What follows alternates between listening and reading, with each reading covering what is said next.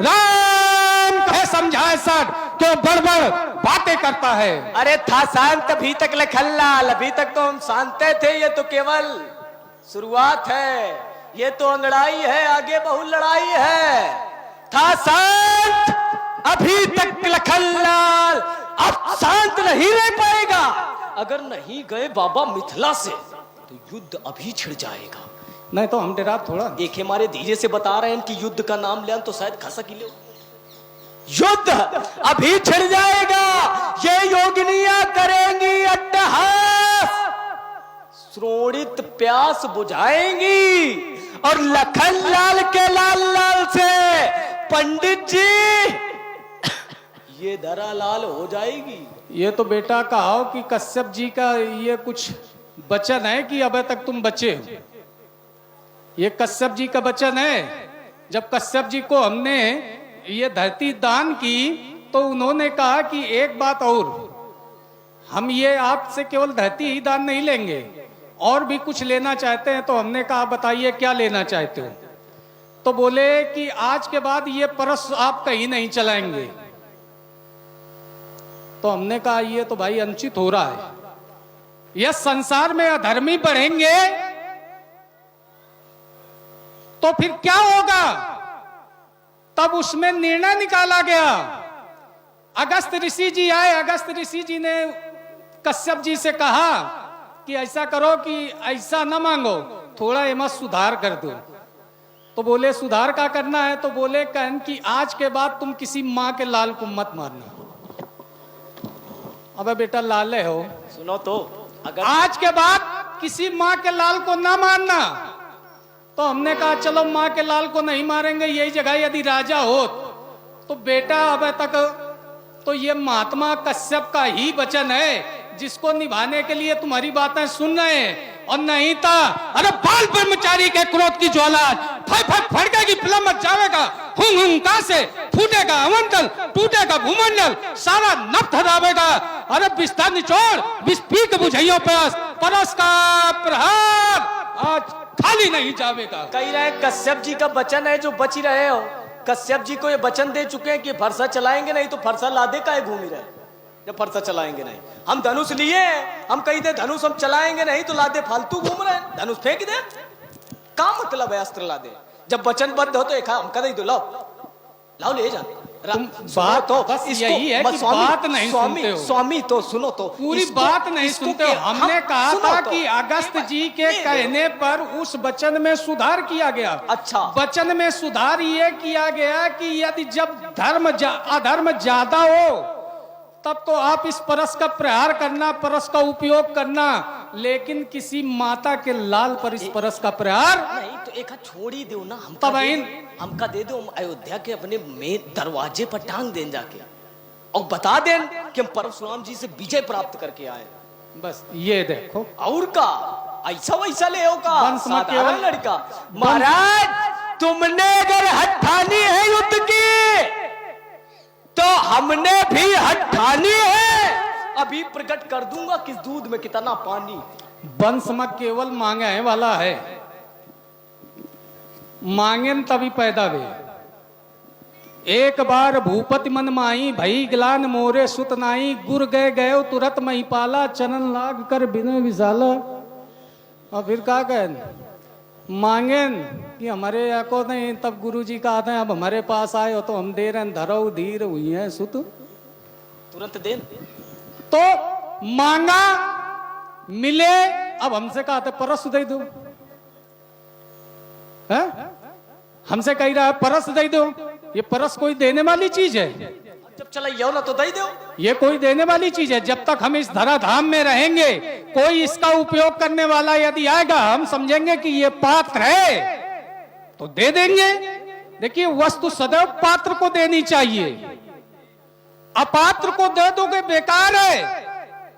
जैसे वृथा वृष्टि समुद्रेश, जैसे समुद्रों में बरसात होना बेकार है, बरसात का मरुस्थल में होना लाभप्रद है।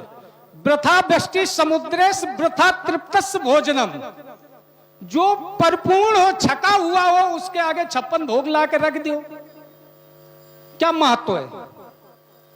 और यदि कोई भूखा व्यक्ति है तो उसको चुपड़ी रोटी दे दो तो वो भी खा के संतोष कर लेगा।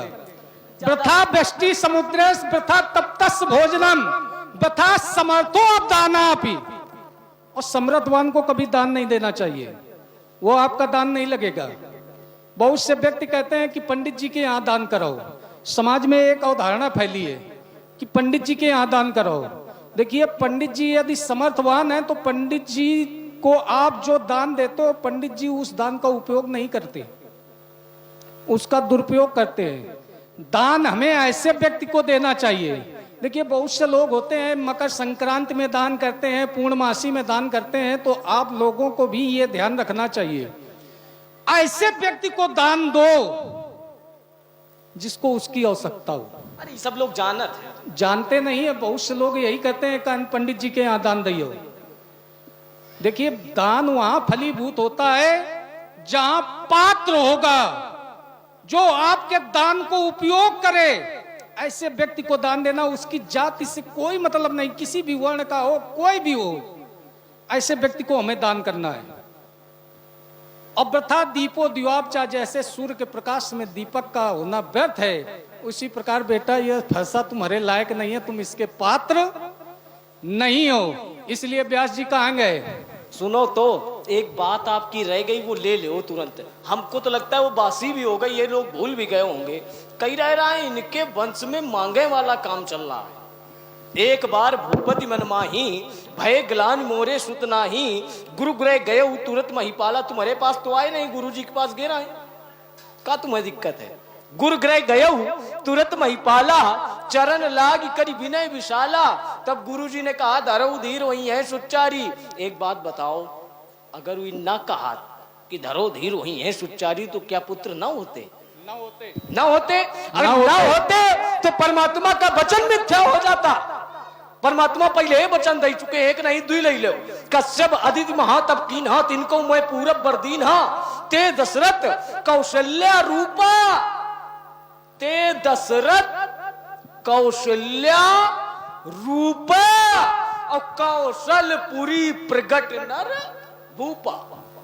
आप कौशल्या होंगी और महाराज दशरथ होंगे, और तब हम अयोध्या में अवतार प्रकट होंगे। तो संगी ऋषि वशिष्ठ बुलावा, पुत्र काम शुभ यज्ञ करावा। तो फिर ये कहे ना गुरु सदन में जाते, केवल भाई परमात्मा ने वचन दे दिया, परमात्मा ने कह दिया, केवल माध्यम, केवल माध्यम। अरे फिर बात माध्यम की तो है, केवल माध्यम, माध्यम की है। तो वायु चलती है तो किस माध्यम से चल, बस माध्यम की आवश्यकता है। ये बातें न बनाओ कि अगर इन्ना का हाथ तो ना हाथ, माध्यम की आवश्यकता है। या लीला, केवल लीला रचना था, केवल माध्यम था, बाकी कुछ नहीं। देख एक बात बता, हाथ और राजनीति वाला बात बेटा सुनो करो, थोड़ी उससे सुनो करो। तुम्हारे एक पूर्वज हुए राजा हरिश्चंद्र। हरिश्चंद्रवादी को सत्यता का जो प्रशस्त पद दिया, किसने दिया? एक महात्मा या एक ऋषि ने दिया, एक ब्रह्मर्षि ने दिया। यदि ये ना करते तो इनते बड़ा झूठे का प्रमाण पत्र को न मिला था। को कहा थे हरिश्चंद्र से बढ़कर झूठे का प्रमाण पत्र किसी को नहीं मिलता। तुम्हारे ऐसा 100 झूठा मर गए, लेकिन वो जिनके साथ हैं घूम रहे हो, उन्हीं ब्राह्मण के द्वारा आज उन्हें सत्यवादी हरिश्चंद्र के नाम से जाना जाता है। अगर संसार में, अगर सुनो तो, अगर हरिश्चंद्र दान न देते तो कैसे वो सत्यवादी कहलाते? या हो तो ले, यो कहां भूल रही हो? आइए, मान लो मांगने आए, छोटी सी आप अपनी बात कह लेते हो, भी सुना भी करो। मांगने आए विश्वामित्र जी, हरिश्चंद्र जी दान न देते, मना कर देते। मना भी तो कर सकते थे, उनका अधिकार था, नहीं मना किया। तो ये सब बातन में ना पड़ो, फालतू की चक्कर में। देखिए, राजा हरिश्चंद्र के कोई संतान नहीं थी, राजा हरिश्चंद्र के भी कोई संतान नहीं थी। तब राजा हरिश्चंद्र ने कहा कि हमारे कोई संतान नहीं है, हमें संतान प्राप्ति कैसे हो? यदि संतान प्राप्ति नहीं होती है तो लोग हमें हीन दृष्टि से देखते हैं कि ये संतानहीन राजा है। तब ऋषियों ने कहा कि ठीक है, तुम संतानहीन राजा हो, एक उपक्रम हो सकता है। बोले क्या कहन कि आपको एक यज्ञ करना होगा। बोले हम यज्ञ करने के लिए तैयार हैं। यज्ञ किया गया, यज्ञ से वरुण देव उत्पन्न हुए।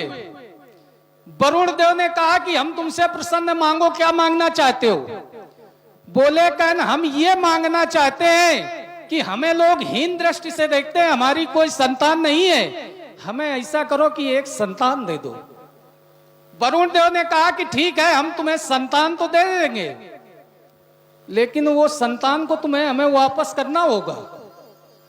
वो संतान तुम अपने पास ज्यादा दिन नहीं रख सकते हो, लेकिन ये जो तुम्हारे ऊपर कलंक का टीका लगा है निसंतान होने का, ये हट जाएगा। राजा हरिश्चंद्र ने कहा ठीक है, हम दे देंगे। वरुण जी की कृपा से इनके यहां एक पुत्र का जन्म हुआ। पुत्र का जन्म हुआ, पुत्र के मुंह में पड़ते गए। वरुण देव आए, बोले राजन तुमने हमसे वचन दिया था कि हम अपने पुत्र को तुम्हें वापस कर देंगे।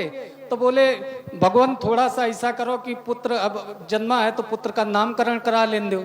बोले कहन ठीक है भाई, चलो नामकरण करा लो। नामकरण हो गया। नामकरण करने के बाद फिर वरुण देव आए, बोले कहन आपने हमसे कहा था तो अब हमारी अपना पुत्र हमें दो। बोले भगवान इसका मुंडन संस्कार करा लेने दो। ममता बढ़ती गई, फिर कर्ण छेदन हो जाने दो, विद्यारंभ कर लेने दो, यज्ञोपवीत हो जाने दो, इत्यादि इसी तरह बढ़ाते रहे। वरुण देव को इन्होंने अपना पुत्र नहीं दिया। तब ऋषियों से कहा गया कि ऐसा कोई निर्णय निकालो जिससे हमारा पुत्र भी बच जाए। और तो ऋषियों ने एक निर्णय निकाला कि यदि आप अपने पुत्र की जगह किसी ब्राह्मण पुत्र की बलि दे दो तो आपका पुत्र बच जाएगा। राजा हरिश्चंद्र ने नगर में भेरी करवा दी कि जाओ ढूंढ के लाओ, हमारे पुत्र के लायक कोई बलि देने वाला लाओ। ढूंढ के लाया गया। और कहां से लाया गया? हमारे घर से लाया गया। हमारे घर से लेकर गए, हमारे चाचा को लेकर गए। और जिस समय गए तो उस यज्ञ के अधिष्ठाता जिनके साथ हैं, घूम ही रहे, यही बने रहे। विश्वामित्र थे और विश्वामित्र ने यज्ञ किया। यज्ञ करने के बाद जब बलि का नंबर आया, बलि का क्रम आया, तब हमारे चाचा के ये मामा थे, उन्होंने कहा कि मैंने तो आपको एक माँ नहीं बल्कि दो दो माँ समझाया, आज आप ही हमारी भेंट चढ़ा रहे हो। विश्वामित्र जी का हृदय द्रवित हो गया। विश्वामित्र जी ने हमारे चाचा को गले से लगाया। गले से लगाने के बाद उन्हें कहा कि तुम जाओ। तब यह हुआ कि अब बताइए बलि कौन दी जाए, बलि किसकी दी जाए। तब से एक हमारे यहाँ प्रथा चली है नारियल की बलि देना। ये प्रथा तभी से है। तो इतने मतलब सत्यवादी रहे, ये सत्यवादिता रही। चाचा का नाम किसी का वचन, किसी को दिया हुआ वचन जो है परिपूर्ण नहीं कर पाए, इसलिए चाचा कौन रहा है? इसलिए अब समझ जाओ बेटा, इनके चाचा का नाम सुना सेठ था और वो नारियल की रचना विश्वामित्र जी ने की थी। या तो वो इससे कथा वही गए जैसे सत्यनारायण वाली। ठीक, अब हमारा जीवन दर्शन कैसा है, संभालो व्यास जी। बात सत्यनारायण की, सत्यनारायण की कथाओं में आए है कि हुई उनका एक दान न दीन है, तो फिर हुई उनके पुत्र भाव, पुत्र मोह में फंसी गए, तो बोले अबे नहीं बाद में दे दिया, फिर नाव से यात्रा की ने नाव डूब गए। तो ये सत्यनारायण की कथा है पूरी, है ना। नारियल की रचना भाई, नारियल की। चलिए हमारा जीवन दर्शन। व्यास जी मेरा जीवन दर्शन। मैं कठिन पंथ का पथिक लड़ा,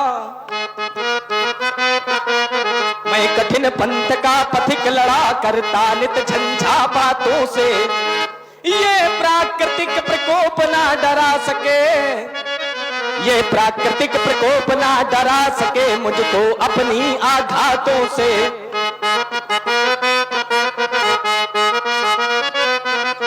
मैं चला जहां जब जिस पथ पर नहीं देखा हमने आदि यंत्र।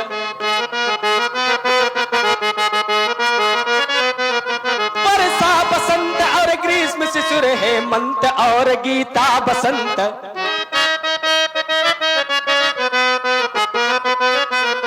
सुख में न राग दुख में न द्वेष, हो गया पृथक जगन्नाथों से।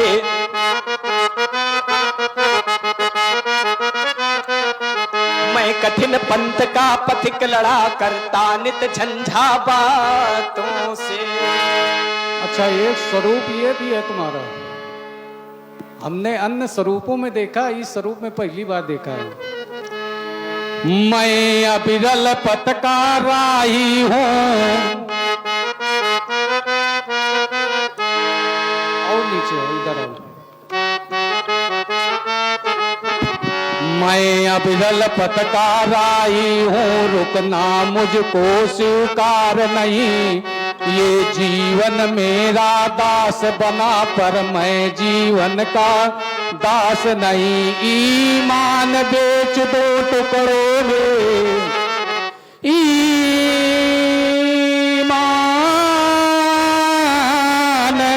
बेच दो टुकड़ों में।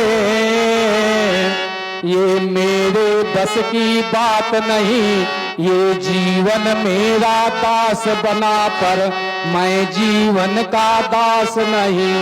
मेरे जीवन में लखन लाल, मेरे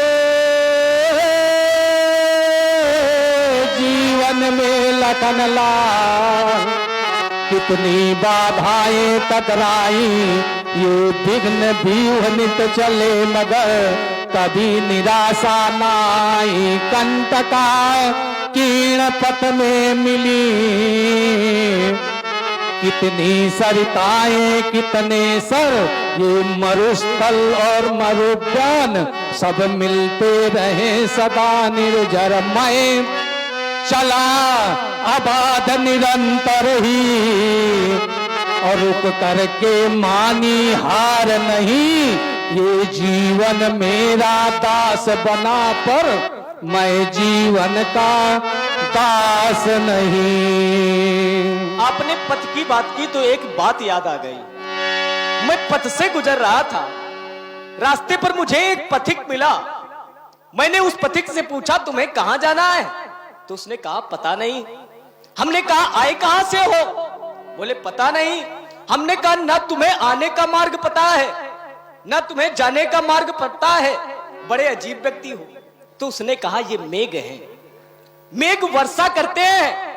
वर्षा की बूंद व्यक्ति किस रूप में प्रयोग करता है, जब ये मेघ नहीं जानते तो ये हम कैसे जाने कि कहां से आए हैं, कैसे आए हैं। तभी किसी कवि ने कलम उठाई और लिखना प्रारंभ कर दिया। कहां से आए, कैसे आए, कहां से आए, कैसे आए, किसी को ये मालूम नहीं। कौन बूंद मोती बन जाए, मेघों को मालूम नहीं।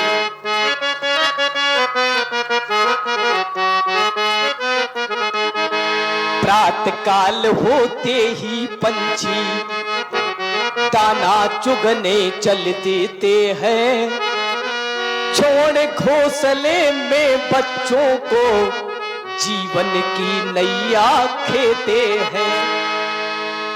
पूछा गया कवि से, ये पंछी शब्द किसके लिए है? बोले, पंछी शब्द ये हम और आपके लिए है।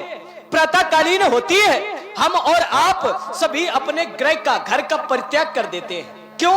उदर भरण पोषण के लिए, पेट भरण पोषण के लिए कुछ धन अर्जन की आवश्यकता होती है। जब तक धन नहीं होगा तो परिवार का उदर भरण पोषण कैसे होगा? अपने बच्चों को छोड़ करके व्यक्ति घर से निकल जाता है।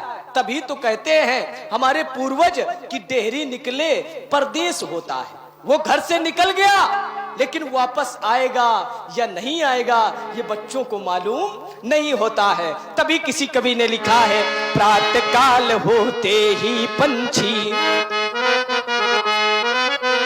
दाना चुगने चल देते हैं, छोड़ घोंसले में बच्चों को जीवन की नैया खेते हैं। ये प्राण पखेरू कब उड़ जाए, ये प्राण पखेरू कब उड़ जाए, बच्चों को मालूम नहीं कौन बूंद मोती बन जाए, मेघों को मालूम नहीं कहाँ से आए कैसे आए और किसी को ये मालूम नहीं, कौन बूंद मोती बन जाए, मेघों को मालूम नहीं कि दो अनजाने राही देखो दाम्पत्य सूत में बंधते। अनजाने राही, एक का नाम वर और एक का नाम कन्या। ना पाण ग्रहण संस्कार के पहले ना वर कन्या को जानता था, ना कन्या वर को जानती थी, एक दूसरे के लिए अनजान।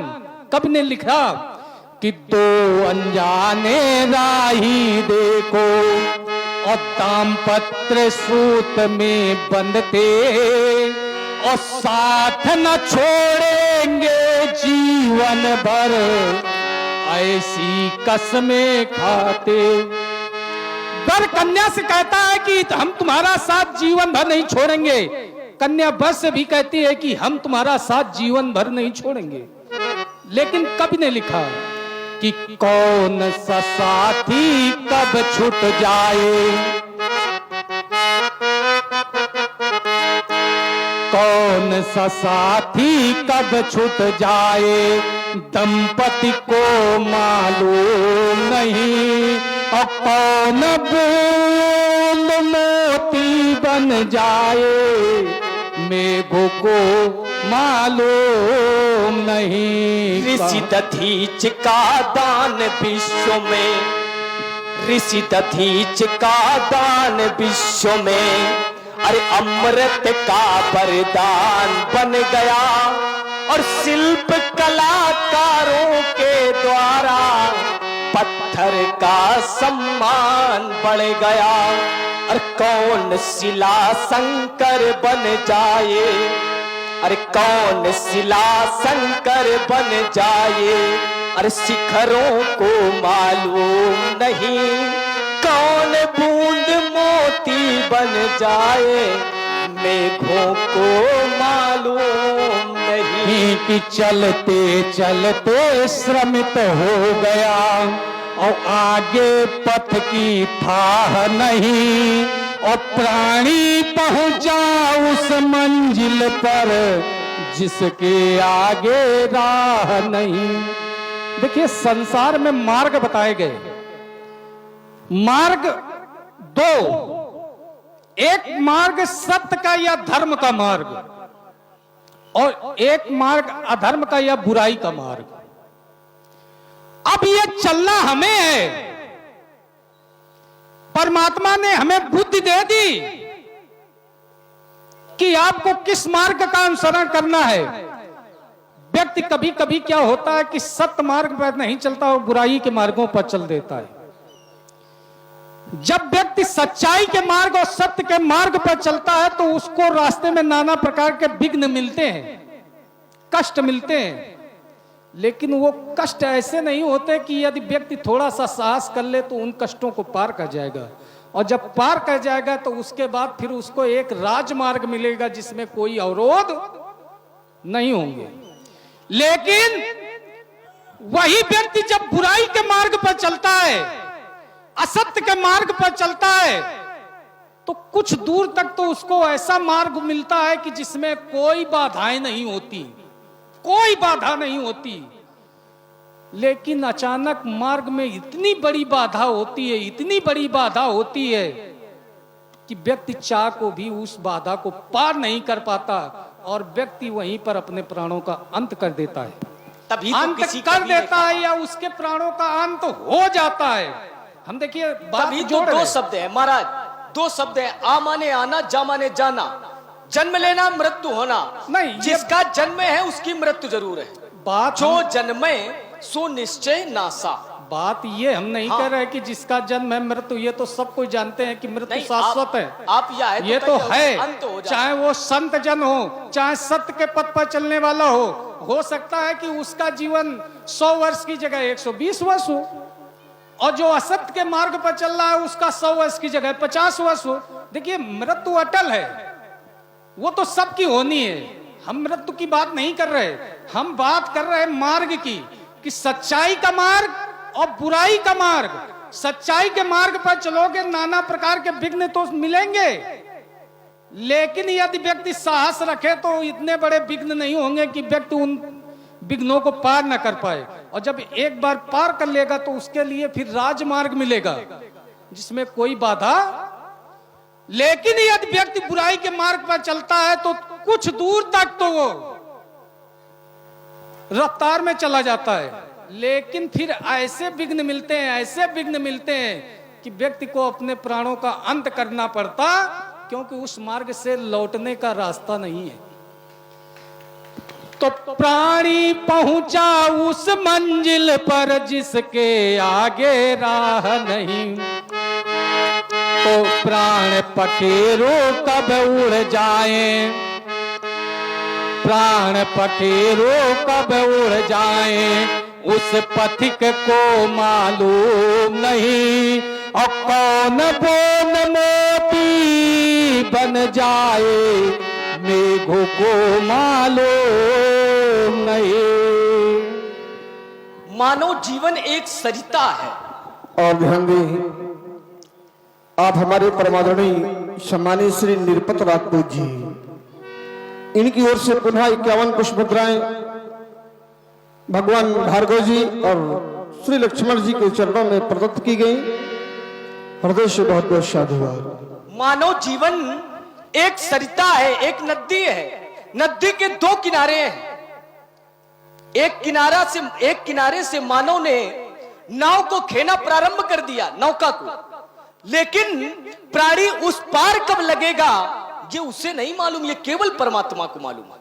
इस पार से उसने नाव को खेना तो प्रारंभ कर दिया, लेकिन इस पार से व्यक्ति उस पार कब जाएगा या प्राणी को नहीं, या केवल परमात्मा को मालूम होता है।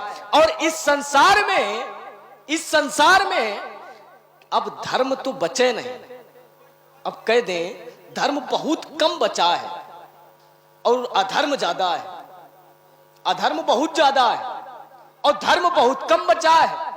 तो इस संसार रूपी नौका से व्यक्ति पार तो होना चाहता है, लेकिन अंतर इतना है कि अधर्म का प्रभाव सबल होने की वजह से वह नौका बीच में ही डूब जाती है। अधर्म का प्रकोप है, प्रभाव है। तभी किसी कवि ने लिखा, पापों से बोझिल वसुंधरा, पापों से बोझिल वसुंधरा, पाताल मार्ग अब खोज रही है, पाताल मार्ग अब खोज रही है। अरे मानवता के वक्ष स्थल पर दानवता अब लौट रही है। इस समय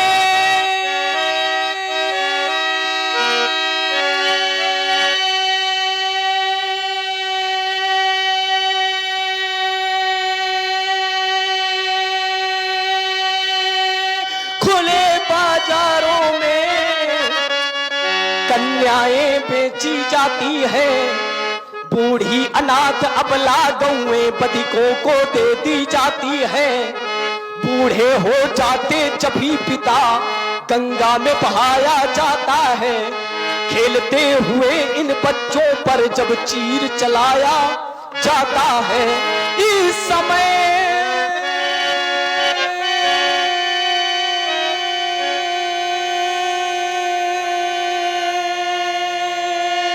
सनातन धर्म ग्रंथ ईंधन के बदले जलते हैं। इस समय देव प्रतिमाओं पर निष्कंठ हथौड़े चलते हैं। इस समय गरीबों की झोपड़ियों में आग लगाई जाती है। इस समय गरीबों की झोपड़ियों में आग लगाई जाती है। इस समय साधुओं को जबरन मदिरा पिलवाई जाती है। इस समय साधुओं को जबरन मदिरा पिलवाई जाती है। इस समय सनातन धर्म ग्रंथ ईंधन के बदले चलते हैं। इस समय देव प्रतिमाओं पर निष्कंठ हथौड़े चलते हैं। जब ऐसा हो रहा था तब महाराज कहाँ थे? तब कहाँ गए थे परशुराम? तब कहाँ गए थे परशुराम? तब नहीं सामने आए थे हाथों में लेकर धनुष बाण। ये रघुकुल नंदन आए थे। ये वही वंश है महामुने, ये वही वंश है महामुने, जिसने राक्षस दल मारा है। पड़ गए चरण जब पत्थर पर तो पत्थर को भी तारा। हमसे कहते हैं तब कहाँ गए थे परशुराम। देखिए, समाज में ब्राह्मण और क्षत्रिय इनके कर्म बनाए गए। ब्राह्मण के कर्म क्या बनाए गए?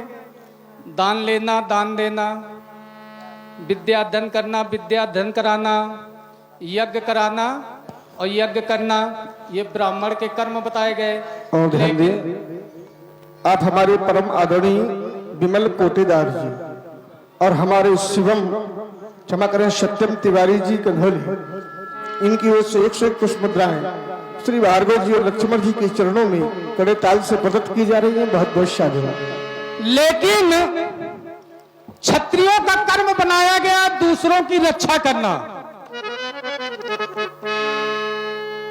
जब हमने देखा कि समाज की रक्षा करने के लिए कोई नहीं आया, तब इस परशुराम ने ब्राह्मण होते हुए भी अस्त्र उठाया और तब हमारे लिए लिखा गया, अग्रतो चतुरो वेदा पृष्ठतो सासरम धनु इदम छत्रम इदम ब्रह्मम शापादप सरादपि।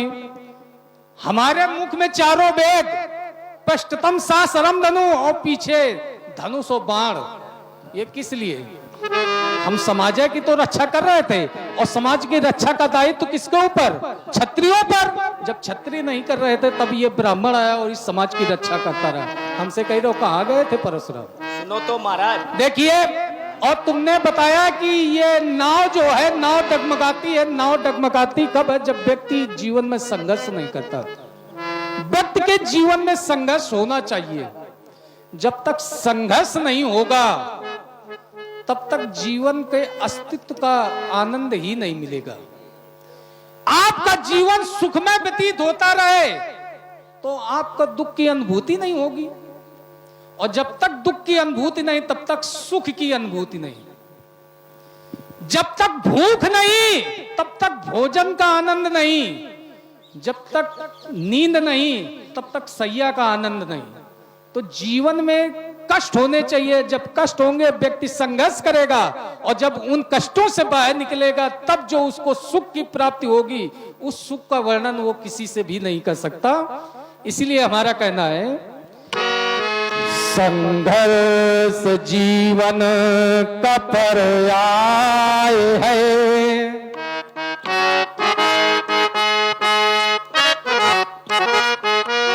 संघर्ष जीवन का पर्याय है।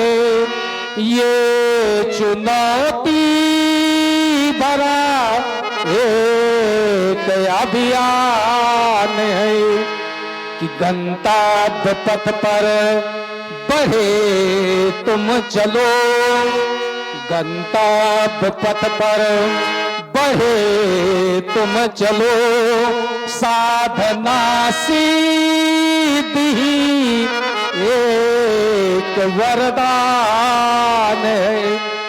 व्यक्ति को अपने पथ पर चलना चाहिए, लेकिन व्यक्ति अपने पथ से भटक जाता है, और जब भटक जाता है तो उसको फिर नहीं पता होता है कि हम कहां जा रहे थे, कहां आ गए।